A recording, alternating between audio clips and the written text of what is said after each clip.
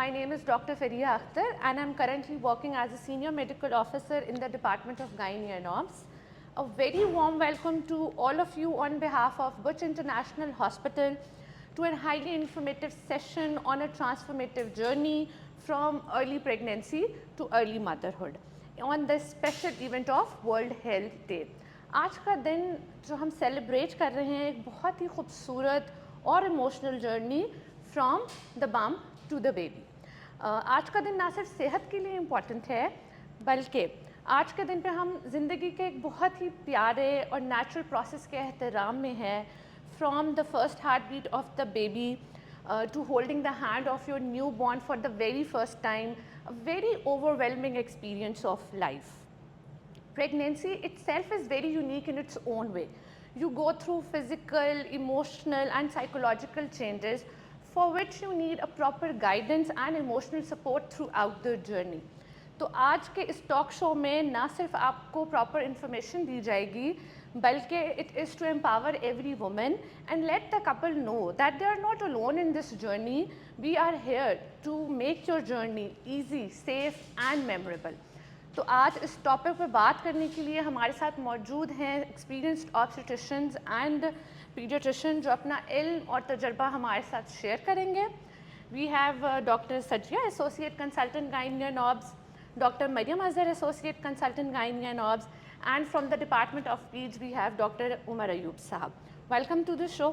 Thank you. Thank you so much. So let's start this meaningful conversation from Dr. Sajia. Thank you Dr. Sajia for joining us. मेरा सबसे पहला सवाल आपसे ये है कि why is preconception care important and when should ideally a woman should start thinking about it? Thank you so much, Dr. Fariha. Thank you for having me here. I am feeling immense pleasure being here. Preconception care. Basically जो pre conception care है वो क्या है, पहले तो ये पता होना चाहिए ना, what is the preconception care. हमल करने से पहले या प्रेग्नेंट होने से पहले जो एक कपल को, स्पेशली एक माँ को जो केयर दी जाती है so that we can have a healthy baby, a healthy pregnancy और केयर ऑफ द न्यूबॉर्न अच्छी हो, उसे कहते हैं preconception care, to have a better outcome. और प्री कंसेप्शन केयर कब से स्टार्ट करनी चाहिए? Preconception care at least according to FIGO, international federation of gynae and obs, उसके accordingly preconception care 12 months before planning the pregnancy. जो भी couple pregnancy plan कर रहा है एटलीस्ट 12 महीने, 1 साल पहले उसको, जहाँ हमारे यहाँ बिल्कुल इस चीज़ का रिवाज नहीं है. जैसा कि आप जानते हैं, जैसे शादी हुई, प्रेगनेंसी हुई, कोई फॉर्मल नॉलेज नहीं होता, ना ही प्रेग्नेंट जो हमारी न्यू दुल्हन होती हैं, ना ही हस्बैंड को इतना पता होता है. तो इस चीज़ को थोड़ा सा हमें फेमिलराइज करना है, इस पैगाम को फैलाना है कि preconception care is very important. अच्छा डॉक्टर सचिया, आपके ख्याल में क्या कोई स्पेसिफिक मेडिकल टेस्ट या स्क्रीनिंग टेस्ट होने चाहिए before planning for a pregnancy? जी doctor Fariha, it's a very important question. बिल्कुल ज़रूर होने चाहिए एज अ कपल के लिए भी. सबसे पहले तो अगर वो प्लान करें अपनी प्रेगनेंसी, प्लान नहीं करे तो कॉन्ट्रासेप्शन लें, एक प्रॉपर कॉन्ट्रासेप्शन होनी चाहिए. लेकिन अगर एक कपल प्लान करे अपनी प्रेगनेंसी तो उसको सबसे पहले अपने ऑब्स्टेट्रिशियन या गायनेकोलॉजिस्ट उससे मिलना चाहिए और विज़िट के दौरान उसके मुख्तलिफ़ टेस्ट होते हैं. टेस्ट स्क्रीनिंग बेसिकली इसको कहते हैं. स्क्रीनिंग स्टार्ट होती है आपके मेडिकल हिस्ट्री से, medical history of both couple. कोई जेनेटिक डिसऑर्डर तो नहीं है, कोई medical element like sugar, diabetes, thyroid या कोई ऐसा मसला है. उसके अलावा स्क्रीनिंग जो हम टेस्ट करते हैं, सबसे पहले हम ब्लड ग्रुप आयरिश फैक्टर से स्टार्ट करते हैं, फिर CBC. एनीमिया बहुत प्रेवलेंट है पाकिस्तान में. हर हमारे घर में अगर 4 ख़वातीन हैं, उनमें से 2 खून की कमी के शिकार हैं. तो एनीमिया को रूल आउट करने के लिए CBC और बाकी एक बेसिक ब्लड पिक्चर हमें CBC बता देती है एक माँ की, जो होने वाली माँ की जो जनरल हेल्थ के बारे में. साथ में इसके जो इन्फेक्शस स्क्रीनिंग होती है, स्पेशली हेपेटाइटिस B और एड्स, HIV की स्क्रीनिंग हो गई, हेपेटाइटिस B हो गया, और STI स्क्रीनिंग जो होती हैं वो भी इम्पॉर्टेंट है. और जेनेटिक स्क्रीनिंग, जैसे एक कपल या चाहे आपका बच्चे का, होने वाले बच्चे का बाप हो या माँ हो, तो दोनों की जो जेनेटिक स्क्रीनिंग है, जैसे यहाँ पर सिकल सेल एनीमिया बहुत ज़्यादा प्रेवलेंट है साउथ एशिया में, थैलेसीमिया, और इसके अलावा थायराइड की स्क्रीनिंग भी, ये सारे टेस्ट किए जाते हैं। बेसिक टेस्ट होते हैं। ये एक नई जो प्री कंसेप्शन केयर में जो एक औरत माँ बनना चाहती है, कपल पेरेंट करना चाह रहे हैं बच्चे को, उनकी स्क्रीनिंग मस्ट है। ओके। अच्छा, जैसे रूटीन के हमारी लाइफस्टाइल है जिसमें वेट आ जाता है, डाइट आ जाती है, स्ट्रेस आ जाती है, क्या इन सारी चीज़ों का भी हमारी फर्टिलिटी के ऊपर कोई इम्पैक्ट होता है? बिल्कुल Fariha, why not, lifestyle is a very important factor जो आपकी हर चीज़ पे, आपकी हेल्थ पे एक प्री कंसेप्शन केयर में बहुत इंपॉर्टेंट है। ओबेसिटी को कम करना है, वेट मैनेजमेंट करनी है, क्योंकि कंसीव करने में प्रॉब्लम हो जाएगा। Obesity is a hindrance to every pregnancy. उसमें ओबीस जैसे ख़वातीन होती हैं, उसमें मिसकैरेजेस के चांसेस, पहले तो इनफर्टिलिटी आ जाएगी, पीसीओएस आ जाएगा, और साथ में जब कंसीव कर लेंगे तो उसके मज़ीद ऐसे आपको कहेंगे ऐसे फैक्टर्स होंगे जिनको हम अवॉइड करना चाह रहे हैं। इसलिए आपका बीएमआई ऑप्टिमाइज होना चाहिए। 18.9 से लेकर 24.5 के दरमियान होना चाहिए बीएमआई। और अगर कोई आप सब्सटेंस यूज़ कर रहे हैं, जैसे सिगरेट स्मोकिंग, हमारे यहाँ तो ख़वातीन वैसे इतना नहीं करती, लेकिन बाहर के ममालिक में ई वेपर्स भी सिगरेट के साथ साथ वो भी इंजूरियस है काफ़ी, मदर की हेल्थ के लिए भी, बेबी की हेल्थ के लिए भी। आउटकम अच्छा नहीं आएगा, बेबी की ग्रोथ अच्छी नहीं होगी। ओके, तो जो मेरा नेक्स्ट क्वेश्चन है that is very important, like what is the role of folic acid and other supplements before planning a pregnancy? A complete picture of supplements, including the macro and micronutrients, both are very important for a healthy pregnancy, for the good growth of the baby, and obviously good outcome in terms of the healthy neonate, healthy baby आपके हाथ में आए तो उसके health के लिए बहुत ज़रूरी है। तो सप्लीमेंट तो पाकिस्तान में एसओजीपी के अकॉर्डिंगली प्रोफाइलेक्टिकली 60 मिलीग्राम आयरन तो देना ही चाहिए एनीमिया को रूल आउट करने के लिए। अगर एनीमिया है उसको रूल आउट करना चाहिए, प्रोफाइलेक्टिक डोज भी आप दे सकते हैं। लेकिन folic acid is very important. Folic acid at least 3 months before the conception use करना चाहिए। जो जनरल आम ख़वातीन हैं विदाउट एनी एलमेंट, जिनका वेट भी नॉर्मल है, ना उनको डायबिटीज़ है, ना उनकी फैमिली में कोई ऐसा बच्चा, जैसे सिबलिंग्स में बच्चे पैदा होते हैं जिनको न्यूरल ट्यूब डिजीज़ होती हैं और ओबेसिटी भी नहीं है, तो वो 0.4 मिलीग्राम डेली के हिसाब से ले सकती हैं। लेकिन ऐसी ख़वातीन जो कि ओबीज़ हैं, जिनका वेट 30 बीएमआई से ज़्यादा है और उनकी फैमिली में और अपनी पर्सनल हिस्ट्री है न्यूरल ट्यूब डिजीज़ की, वो ले सकती हैं। वो कम से कम 4 to 5 मिलीग्राम फॉलिक एसिड वो डेली लेंगे before pregnancy, at least 3 months before pregnancy, up till 3 months of the antenatal period. All right. अच्छा, generally it's either due to lack of awareness or some other reasons, couples जो हैं वो pre pregnancy counselling को consider ही नहीं करते होते. So I want to know, like, how should a couple prepare for their first visit to a gynecologist when they are preparing for a pregnancy? बिल्कुल, मैंने आपको शुरू में यही कहा कि जैसे शादी होती है फ़ौरन के क्वेश्चंस आना शुरू होते हैं, खुशखबरी आई है, खुशखबरी आई है, क्वेश्चन स्टार्ट हो जाता है। तो पहले कपल को फुली प्रिपेयर्ड होना चाहिए, एटलीस्ट 12 months, नहीं तो 3 months तो ज़रूर उसको पहले विज़िट करना चाहिए कंसीव करने से पहले। कंसीव करने से उसकी बहुत सारी जैसे मेडिकल हिस्ट्री में पता चल जाएगा, कोई जेनेटिक डिजीज़, अगर हाइपरटेंशन है, डायबिटीज़ है, थायराइड है, उसको रूल आउट करके इन सब डिजीज़ को ऑप्टिमाइज़ किया जाएगा ताकि कपल एक अच्छी प्रेगनेंसी, हेल्दी प्रेगनेंसी को लेकर आगे चल सके। इसमें सोशल स्क्रीनिंग भी होनी चाहिए, मेंटल हेल्थ स्क्रीनिंग भी होनी चाहिए। तो आए 12 months, एटलीस्ट 12 months तो पहले आना चाहिए। Thank you very much doctor Sajiya. Moving on to doctor Mariyam, जिनसे हम डिस्कस करेंगे ड्यूरिंग प्रेगनेंसी केयर और आफ्टर प्रेगनेंसी केयर क्या होती है. Thank you doctor Mariyam for joining us. My first question from you is, what does a typical antenatal care plans look like and why do you think it's antenatal care is crucial? Okay, so WHO के stats के हिसाब से every 2 minutes a woman dies due to lack of maternal health. और अगर हम पाकिस्तान के stats उठा के देखें तो every month 27 women die who are mothers and because of the maternal reasons. और ये स्टैट्स डेफिनेटली कंट्रोल किए जा सकते हैं, इनको रिड्यूस किया जा सकता है by provision of quality health care. WHO recommend करता है कि प्रेगनेंसी के दौरान 8 विज़िट्स मिनिमम जो हैं वो किए जाएं, एंटीनेटल विज़िट्स जिनको हम कहते हैं, जो आप अपने प्रेगनेंसी के दौरान अपने डॉक्टर के साथ कंसल्टेशंस लेते हैं.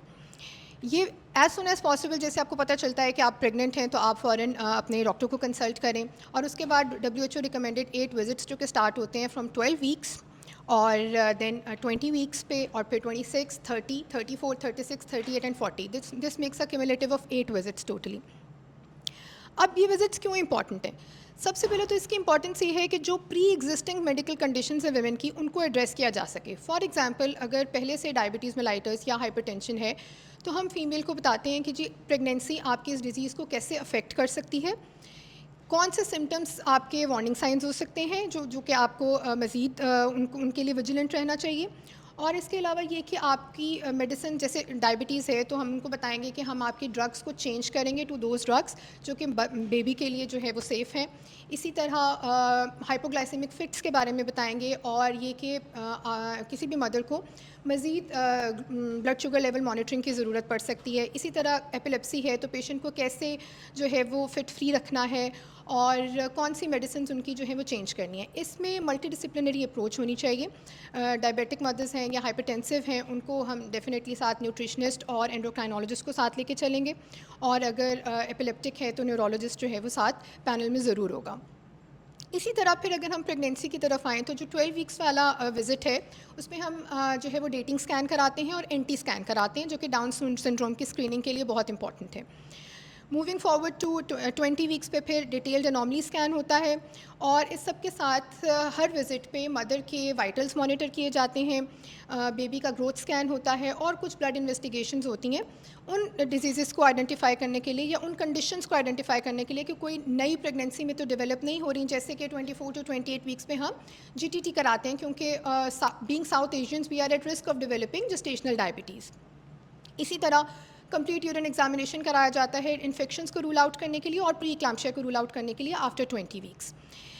इसी तरह मूविंग फॉरवर्ड 34 वीक्स ऑनवर्ड्स हम पेशेंट के साथ बर्थ प्लान स्टार्ट करते हैं, उसकी जी क्या मोड ऑफ डिलीवरी होगी, क्या रिस्क फैक्टर्स इन्वॉल्व होंगे, और अगर जो है एनाल्जेसिक ऑप्शंस क्या होंगे। पेशेंट को एक्सरसाइजेस के बारे में गाइड किया जाता है, फिजियोथेरेपिस्ट को ऑन बोर्ड लिया जाता है, और हम पेशेंट को प्रिपेयर करते हैं उसके मदरहुड के जर्नी के लिए।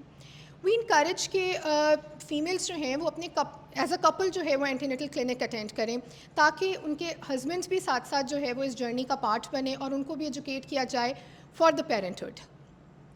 अच्छा, आप मुझे ये बताएं कि क्या कोई स्पेसिफिक अर्ली वार्निंग साइंस होते हैं प्रेगनेंसी में जिसमें हमें इमीडिएट मेडिकल अटेंशन की ज़रूरत हो? जी बिल्कुल। इसको हम इस तरह से डिवाइड कर लेते हैं कि एक तो वो प्रेगनेंसी है लो रिस्क प्रेगनेंसी, जो जिनमें पहले से कोई मेडिकल कंडीशन एग्जिस्ट नहीं कर रही। तो ऐसी फीमेल्स में अगर जो है वो अचानक से ब्लड प्रेशर का ज़्यादा होना, हेडेक डेवलप होना या ब्लरिंग ऑफ विजन होना, किसी भी ट्राइमेस्टर में हेवी वेजाइनल ब्लीडिंग होना, या फिर वाटर बैग रप्चर हो जाना जिसको हम लीकिंग कहते हैं। इसके अलावा पेनफुल यूरिनेशन या कोई भी फाउल स्मेलिंग डिस्चार्ज का डेवलप होना, और कोई भी सिवियर एब्डोमिनल पेन या क्रैम्प्स होना। तो अगर इनमें से कोई भी साइन सिम्टम डेवलप होते हैं तो फ़ौरन अपने डॉक्टर से आप कंसल्ट करें। और जो हाई रिस्क प्रेगनेंसीज़ हैं उनमें डिजीज़ रिलेटेड जो है वो साइन सिम्टम्स वेरी करते हैं। फॉर एग्जांपल, अगर कोई डायबिटिक पेशेंट है तो उसमें हाइपोग्लाइसेमिक फिट या लॉस ऑफ कॉन्शियसनेस या फिर ऑल्टर्ड सेंसोरियम हो रहा है पेशेंट को, तो वो बहुत इंपॉर्टेंट है कि पेशेंट को आप एजुकेट करें कि उन वार्निंग साइंस को वो आइडेंटिफाई करें और वो फ़ौरन अपने डॉक्टर को कंसल्ट करें इन केस ऑफ डेवलपमेंट। इसके अलावा कोई भी ऐसा साइन सिम्टम जो आपकी डे टू डे एक्टिविटीज़ को हिंडर कर रहा है, उसको अपने डॉक्टर से डिस्कस करना is very important. Okay, generally हमारी females at the start of the pregnancy routine में कंप्लेन करती हैं कि जी नोज़िया हो रहा है, फटीग हो रही है, हेडेक है, बॉडी टेम्परेचर इंक्रीज हो गया। This is a routine complaints. So how can mothers manage these common discomforts? अच्छा, इसको हम ये बताएंगे कि हम अपने पेशेंट्स में ये बताते भी हैं, और ये अंडरस्टैंड करना बहुत ज़रूरी है कि pregnancy is not a disease, it's a normal physiological phenomena. तो ज़ाहिर है it comes as a complete package ना। तो आपको you are getting a baby, तो you will have to go through certain procedure ना। तो उसमें ये है कि हेल्दी लाइफस्टाइल से और कुछ लाइफस्टाइल मॉडिफिकेशन से आप जो है वो प्रेगनेंसी को काफ़ी बेरेबल बना सकते हैं अपने लिए। फॉर एग्जांपल, नोज़िया जो है वो एक ऐसा सिम्टम है जो बहुत ज़्यादा ट्रबलसम होता है फीमेल्स के लिए, specially during the first 3 months of pregnancy.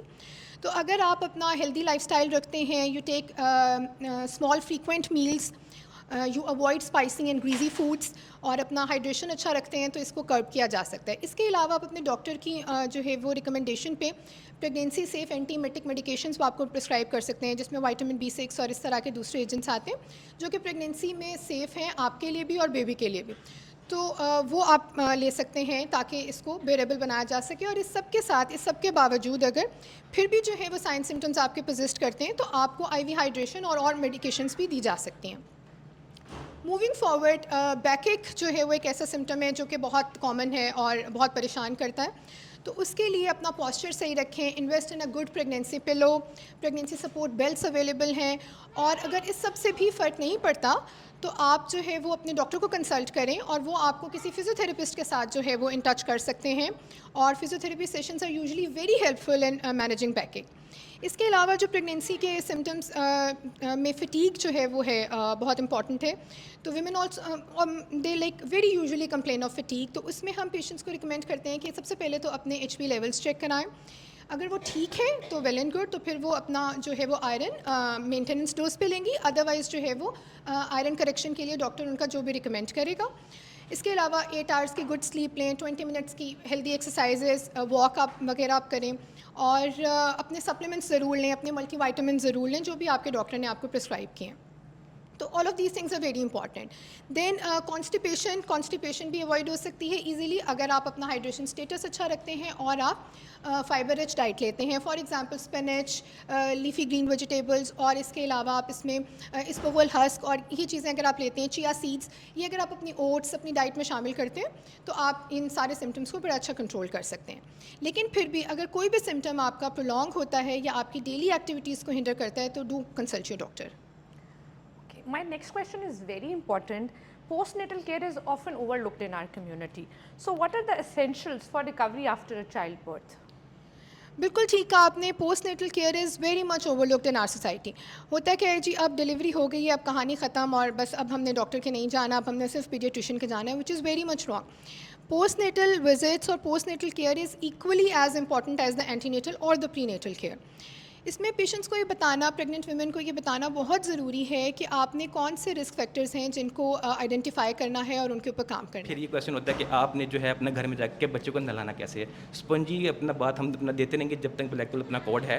जैसे ही अपना जो अपना रिमूव हो जाएगी तो फिर आप अपना 2 से 3 बार हफ्ते में जो है अपने बच्चे को नहला सकते हैं। इसके अलावा आप अपना फंसी अपने बच्चे होते हैं घर में जाके कि ये सो नहीं रहे, इसके ये मसाइल हैं, तो आप उसके लिए है कि आप उसको स्वेडल करें, अच्छे तरीके से कवर करें, रॉकिंग करें, अपना वाइट नॉइस करें। उसके अलावा ये जो अपना चीज़ें हैं ये अपने बच्चे को अपना सूद कर सकते हैं। अच्छा, फीडिंग के हवाले से आपने बहुत कुछ गाइड कर दिया, लेकिन मैं मज़ीद थोड़ी सी डिटेल्स जानना चाहती हूँ कि how should parents approach feeding, इधर इट्स ब्रेस्ट फीडिंग और फार्मूला फीडिंग, और फीडिंग शेड्यूल्स के बारे में बड़े क्वेश्चंस होते हैं, इसको ज़रा एड्रेस कर दें। इस तरह है कि WHO एंड जो अमेरिकन अपना सोसाइटी ऑफ न्यूरोलॉजी है उसके मुताबिक ये है कि हमने 6 माह तक बच्चे को लाजमी माँ का दूध देना है, ठीक है।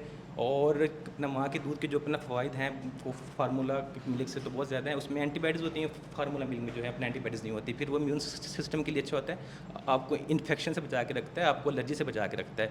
और उसके साथ साथ जो है अपना मदर को भी उसका अपना फ़ायदा होता है कि ब्रेस्ट कैंसर से जो है उसका रिस्क अपना कम हो जाता है। साथ में उसकी अपना कैलोरीज अपना बर्न हो रही होती हैं और साथ में यूट्रस जो है अपना मदर की कॉन्टैक्ट हो रही होती है। और साथ में जो है अपना फार्मूला मिल्क अगर उसमें सिर्फ ये होता है कि ईजी होता है, कन्वीनियंट होता है कि आप लोग अपनी अपना फ्लेक्सिबल टाइमिंग्स में उसको मेजर करके जो है आप दे सकते हैं। और उसके अलावा हमेशा एक बात याद रखनी है कि अपना फार्मूला मिल्क को आपने जो है अपना कभी भी जो है ना अपना डिल्यूट नहीं करना, उसको जो भी मेंशन है आपने उसके मुताबिक उसको सॉल्व करना है ना। और साथ में आप अपना पैटर्न्स का अपना पूछ रही हैं, अगर आप अपना ब्रेस्ट फीड आप अपना करवा रहे हैं तो वो आपने हर 2 से 3 घंटे के बाद करवाना है। तो यूजुअली अपना ये बन जाते हैं 10 से अपना 12 बार इन डे ना। और अगर आप अपना फार्मूला मिल्क अपना करवा रही हैं तो वो आपने हर जो है 3 से 4 घंटे बाद करवाना है। तो यूजुअली ये आप 6 से 8 बार जो है इन डे में करवा रहे होते हैं।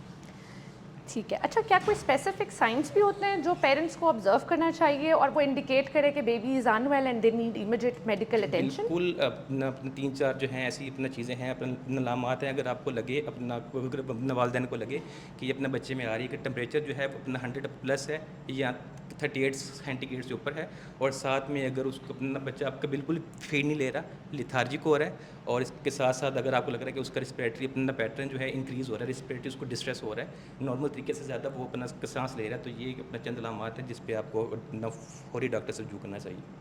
अच्छा, आप मुझे इम्पोर्टेंस ऑफ वैक्सीनेशंस के बारे में ज़रा प्लीज़ गाइड कर दें, और दूसरा ये कि ग्रोथ मॉनिटरिंग कितनी इंपॉर्टेंट है फर्स्ट मंथ ऑफ लाइफ में? हमारा जिस तरह कि आपको पता है कि हम अंडर डेवलप अपना कंट्री, यहाँ पे अपना पोलियो भी है, हेपेटाइटिस बी भी है, यहाँ पे जो है हमारे अपने पास जो है अपना टीबी भी है। तो हम एट अपना बर्थ पे जैसे अपना बच्चा पैदा होता है तो साथ में हम अपना हेप बी की वैक्सीन भी दे रहे होते हैं, अपना साथ में अपना पोलियो की वैक्सीन भी दे रहे होते हैं, और अपना साथ में जो है हम अपना BCG अपना टीबी के लिए मेडिसिन अपना वैक्सीन भी दे रहे होते हैं कि जो ये डेडली इन्फेक्शन है ये अपना पाकिस्तान में तो है, तो अपना इन्फेंट जो अपना है ना मोर्टेलिटी ये अपना कम से कम हो।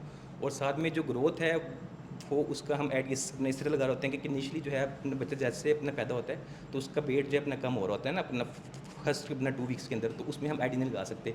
फिर हम इस तरह लगाते हैं अगर एक एवरेज बच्चा है उसका अपना वेट है 3.3 kg, तो हर एक वीक के बाद जो है ना 1 सेंटीमीटर जो है उसकी लेंथ इंक्रीज़ होगी, 0.5 सेंटीमीटर उसकी जो है हेड सरकमफ्रेंस इंक्रीज़ होगा, और एक अपना मंथ के बाद उसका जो अपना वेट है वो हर हफ्ते में 150 से 200 ग्राम पर वीक के हिसाब से उसका जो है अपना वेट इंक्रीज़ होता रहेगा। इससे हमें ये अपना आइडिया होता रहेगा कि ये इसकी अपना ग्रोथ बिल्कुल अच्छी है और इसमें खुदा न खास्ता कोई अपना ग्रोथ रिलेटेड इश्यूज़ नहीं है या कोई मेटाबॉलिक अपना डिसऑर्डर्स नहीं है। My last and very important question is this, like any tips on building a proper routine, sleep routine of a baby or soothing a fussy baby in the early days? Sleep routine के लिहाज से हमारे पास अक्सर जो है अपना emergency में patient आ रहे होते हैं रात के टाइम, 2 बजे के टाइम, 3 बजे के टाइम, आपस में मियाँ बीवी जो है लड़के आ रहे होते हैं कि डॉक्टर साहब इसका कुछ करें, ये नहीं हमें सोने दे रहा, और सारे जो है हमारे जो है मामला जो है डिस्टर्ब हुए हैं, ये अपना रात के टाइम ये जागा रहता है, हम जो है अपना रात के टाइम अपना सो रहे होते हैं। इसमें एक चीज़ अपना बड़ी इंपॉर्टेंट है, अपने जो देख लेते हैं कि बच्चों को जो सर्केडियन रिदम है ना वो 6 से 8 हफ्ते लेता है डेवलप होने में ना, तो आप लोगों ने खुद ही डेवलप करना होता है। कैसे डेवलप करना होता है कि एक मैकेनिज्म बना दें थोड़ा सा ईजी सा अपना फ्लेक्सिबल सा, कि आपने लाइट्स को डिम करना है, ठीक है, साथ में जो है अपने जेंटल सा उसको बात देना है, उसको मसाज करना है, फीड करवानी है कि ठीक है, उसके बाद जो है आपने जो है फीड करवाने के बाद जो है उसको जो अपना शीशे वाइट नॉइस जो है इसको देख के आपने उसको सुला देना है। इसी को अगर आप कंटिन्यू करेंगे इसी रिदम को, तो बच्चा जो है अपना आराम से सो जाया करेगा। साथ साथ कुछ अपने इन्वायरमेंटल फैक्टर्स भी हैं, उसमें यह है कि डे के टाइम में लाइट होती है, नॉइज़ होती है, और अपना रात के टाइम में जो है अपना काम होते हैं जो है अपना डिम लाइट होती है, तो इसका भी आप अपना इस्तेमाल कर सकते हैं। और फिर आपने ये देखना है कि बच्चे को जो है हर 1 से 1.5 अपना घंटे के बाद आपने उसको सुलाने की अपना कोशिश करनी है कि वो ओवर टाइट ना हो जाए ना। इस रूटीन को अपना फॉलो करेंगे तो उसकी स्लीप अच्छी हो जाएगी। अगर आपको लगता है कि बच्चा आपका अपना फंसी है तो उसमें अपना 5S बड़े इंपॉर्टेंट है। नंबर 1 आपने उसको जो है अच्छी तरीके से कवर करके रखना है ना, अपना स्वेडनेस आपने अच्छी रखनी है। फिर वो अपना जो है आपका जो हाथ है उसके टमी पे हो, स्विंग कर रहा हो, हाथ में जो है अपना शश की आवाज़ जो हम अपना अक्सर लोरी सुना रही होती हैं माएँ जो हैं, और साथ में उसको थपकी दे रही होती हैं, और साथ में जो है अपना क्या कहते हैं उसका आपने ये भी ख्याल रखना है कि ओवर टाइट तो नहीं है, ओवर स्टिमुलेट तो नहीं है। हाँ, इसके साथ साथ अगर बच्चा ज़्यादा क्राई कर रहा है तो अपना 2-4 अपना चीज़ें आपने और भी देखनी है। उसमें यह है कि उसका अपना पैम्पर बैठ तो नहीं है, साथ में जो है उसको abdominal अपना कोलिक तो नहीं है, और अपना साथ में उसको अपना भूख तो नहीं लगी हुई।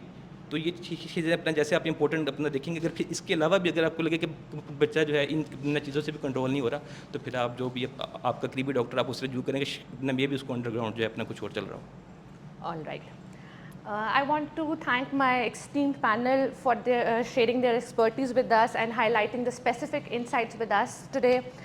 I want to extend my sincere thanks to all of you for your time, your attention, and joining us today. I hope the information provided today was helpful for you and valuable as well for you. Any questions from the respected audience are welcome.